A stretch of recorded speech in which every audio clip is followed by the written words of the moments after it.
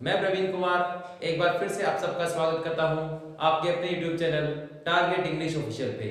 तो साथियों, जैसा कि आपको पता है कि आज हमारा सेशन थर्ड का जो वीडियो है वो अपलोड किया जा चुका है और उसमें हमने आज डिस्कस किया है टाइप्स ऑफ नाउन्स के बारे में। और कल का हमारा जो सेशन नंबर 4 होगा उसमें मैं आपको डिस्कस करने वाला हूँ नाउन्स के फंक्शन जो है वो सेंटेंस में किस प्रकार से होंगे, function of nouns in a sentence, जो कि मैं आपको कल सेशन नंबर 4 में बताने वाला हूं। तो साथियों, आज आप लोगों के लिए लेकर आया हूं क्वेश्चंस ऑफ द डे। तो आज के मैं आपको दो ऐसे क्वेश्चंस पूछूंगा जो कि आपने सैकड़ों बार जिनकी स्टडी की है, जो कि आपने बहुत बार रीड किए हैं, लेकिन उसके बावजूद भी उन पे कभी हमने गौर नहीं किया। तो ऐसे ही क्वेश्चंस मैं रोज आपके लिए लेके आऊंगा हर सेशन के बाद। तो चलिए बिना समय गवाए आगे बढ़ते हैं। और आज का जो हमारा question of the day number 1 है वो क्वेश्चन है साथियों, how many alphabets are there in English. तो मैं आप लोगों में से बहुत से मेरे विद्वान साथी हैं जिनको इस क्वेश्चन का आंसर भी पता है, लेकिन साथियों आप में से कुछ ऐसे साथी भी हैं जिनको जो इस क्वेश्चन को देख के माइंड में ये सोच रहे हैं कि मैंने इतना आसान क्वेश्चन आप लोगों से क्यों डिस्कस किया है, क्यों पूछा है। तो साथियों, अगर ये क्वेश्चन बिल्कुल आसान होता तो मैं इतना आसान क्वेश्चन आपको पूछता नहीं, लेकिन इस क्वेश्चन में से क्या खास बात है जो मैंने आपको यहाँ डिस्कस करने वाला हूँ। और अगर आप लोग इस क्वेश्चन को देखकर अगर आपके माइंड में आ रहा है साथियों कि there are 26 alphabets in English, then you are completely wrong. यदि आपका आंसर साथियों 26 है तो आपका आंसर बिल्कुल गलत है। तो अब आप सोच रहे हैं कि ये क्वेश्चन हमने तो यही पढ़ा है कि 26 अल्फाबेट्स होते हैं। तो साथियों, मैं आपको इसका आंसर बताने वाला हूं, ध्यान से सुनिएगा।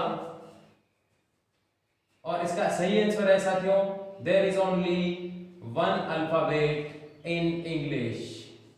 इंग्लिश में साथियों केवल एक ही अल्फाबेट होता है। अब आप लोग सोच रहे हैं कि एक ही अल्फाबेट कैसे है, हमने तो आज तक सबने 26 ही पढ़े हैं। तो साथियों मैं आपको बता दूं, जो 26 आपने पढ़े हैं वो 26 है साथियों लेटर्स। देखिए साथियों, अल्फाबेट मींस वर्णमाला। तो साथियों इस वर्णमाला शब्द को यदि मैं दो पार्ट में डिवाइड करूं तो फर्स्ट वन वर्ण एंड सेकंड वन माला। साथियों वर्ण को हम अगर मैं बात करूं तो वर्ण को हम अक्षर भी कहते हैं, और इंग्लिश में अगर बात की जाए तो इसको हम कहेंगे लेटर। तो साथियों जो लेटर है, अल्फाबेट मींस वर्णमाला, इस वर्णमाला में जो वर्ण है, अक्षर है, जो लेटर है साथियों, वो लेटर है 26। लेटर 26 है साथियों। ये जो वर्णमाला है, अल्फाबेट जो है वो तो एक ही साथियों, उस एक अल्फाबेट में एक वर्णमाला में 26 जो है वो लेटर्स है साथियों, वो वर्ण है, वर्णमाला नहीं, अल्फाबेट नहीं। अल्फाबेट तो एक ही है, इसमें वर्ण 26 है। एक एग्जांपल के थ्रू इसको समझाता हूं। देखिए साथियों, यदि मैं आपको बोलूं एक वर्ड है फूल माला, तो साथियों मुझे बताइए कि फूल माला शब्द को यदि मैं दो पार्ट में डिवाइड करूं और ये बना फूल फिर माला, तो यदि साथियों मेरे पास 26 फ्लावर्स हैं और उन 26 फ्लावर्स को एक धागे में पिरो के मैं गार्डन बना दूं, एक माला बना दूं, और आप लोगों से पूछूं मेरे पास माला कितनी है, तो आप लोग कहोगे माला है एक। मैंने कहा फूल माला कितनी है, एक। और इस फूल माला में फ्लावर्स कितने हैं, तो फ्लावर्स को काउंटिंग करोगे तो आप देखोगे कि इसमें 26 तो फ्लावर्स हैं। गार्डन यानी फूल माला तो साथियों एक है और उसमें फूल 26 हैं।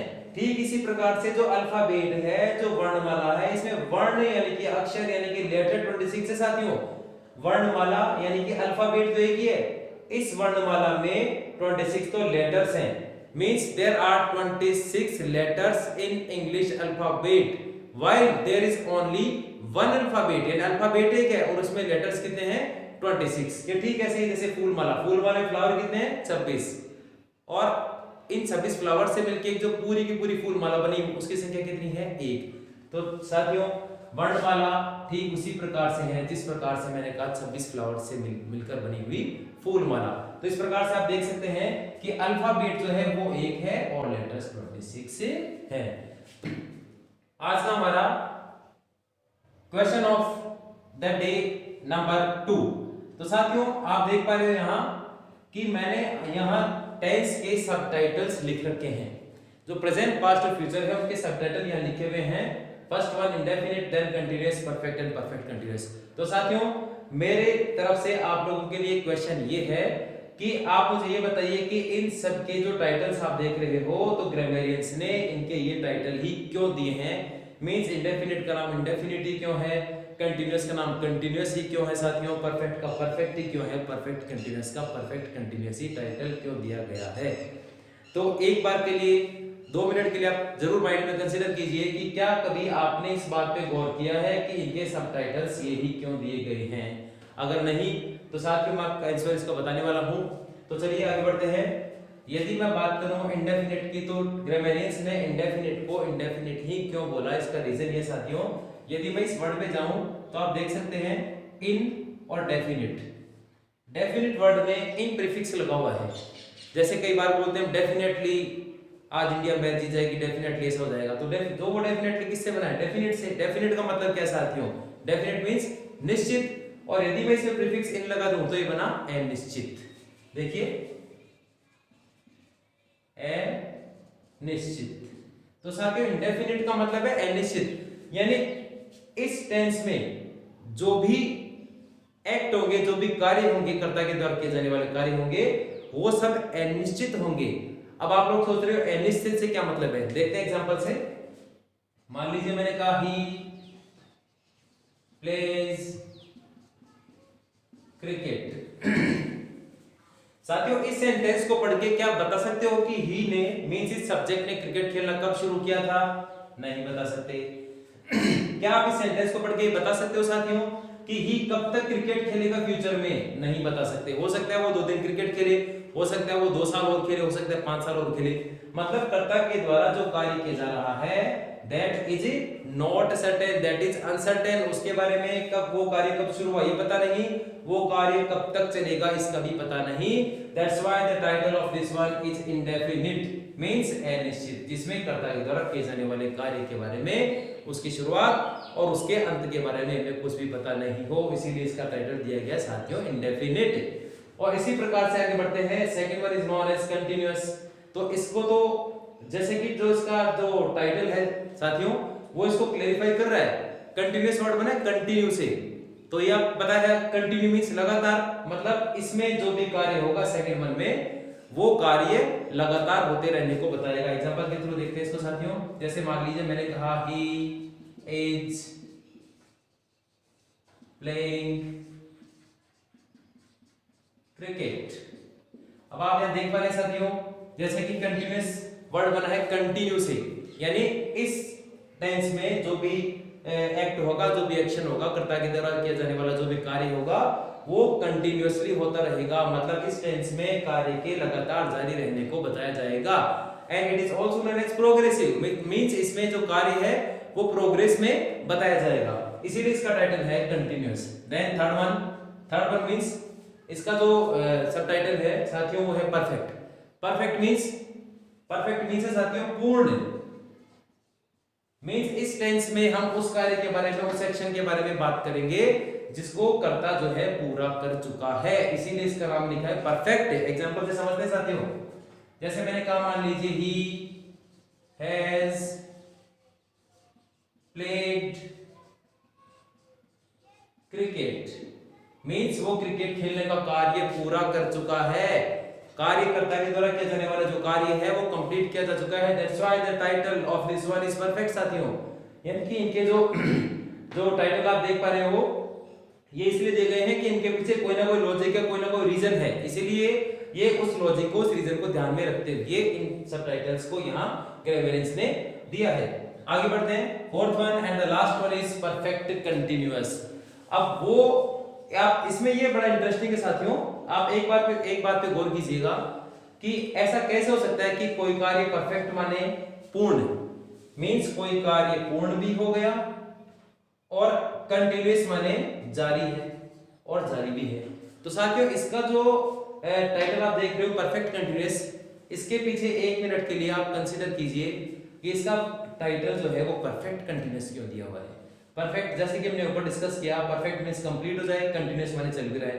तो ये कैसे पॉसिबल है कि कोई कार्य चल पूरा भी हो गया और चल भी रहा है?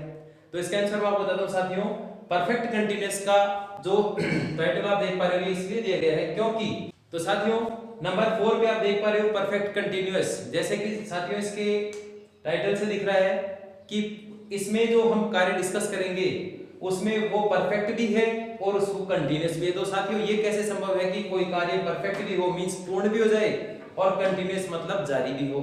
आप एक मिनट के लिए कंसीडर कीजिए अपने माइंड में कि इसका जो टाइटल है वो परफेक्ट कंटीन्यूअस क्यों दिया हुआ है? ऐसा कैसे संभव है कि कोई कार्य पूरा भी हो जाए और वो कार्य चल भी रहा हो, जारी भी हो? ये कैसे संभव है? तो देखते हैं इसका आंसर साथियों। एग्जांपल देखना, मैंने कहा he has been playing for 2 hours.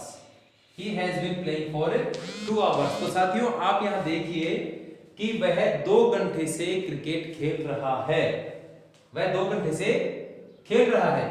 तो आप इसमें मुझे एक बात बताइए साथियों, इसमें परफेक्ट और कंटीन्यूअस दोनों एलिमेंट किस प्रकार से हैं? ये दोनों एलिमेंट इस प्रकार से है साथियों कि इसने सबसे पहले बात करें इसके फर्स्ट एलिमेंट परफेक्ट पे, तो इस कार्य में 2 घंटे, इस सेंटेंस में 2 घंटे खेलने का कार्य हो चुका है पूरा।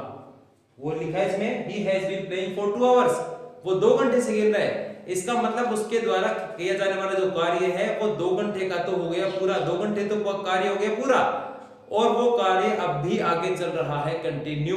तो 2 घंटे जो कार्य पूरा हो गया उसको बताने के लिए लिखा परफेक्ट, और जो कार्य चल भी रहा है जारी रहने को बताने के लिए लिखा है इसमें continuous. That's why the title of the fourth one is perfect continuous, क्योंकि इसमें दोनों ही विशेषताएं आप देख सकते हो, परफेक्ट की विशेषता भी इसमें मिलेगी आपको और कंटिन्यूअस की, मतलब इसमें कार्य का कुछ पार्ट जो है वो कर्ता के द्वारा संपूर्ण पूरा कर दिया गया होगा और उसके बावजूद वो कार्य जारी भी है।